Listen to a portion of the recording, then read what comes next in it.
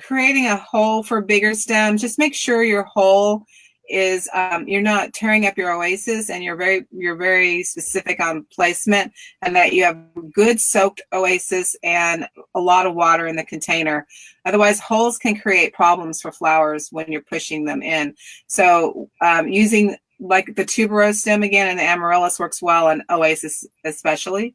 Anything that you can do to when you have soft stems, like for example calla lilies or smushy. Sometimes when I'm designing, instead of relying heavily on oasis or a full container of oasis, I'll use oasis with chicken wire so that I have some stability for the design, but there's also a water reservoir. So I will place those flowers that I'm designing in that I know they're going to have trouble in oasis. I'll put it into a well of water in my design. I think the problem is oasis in itself. People use a little bit too much of it. I mean, you do need, and I think we have a question, I don't know if it's on this one, but about how much oasis and how to get it secured in the container.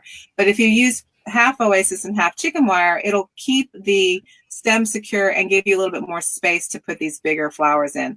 Also, taping calla lilies is another trick because they tend to curl on the edges sometimes and split. So that's something that you can do for those as well.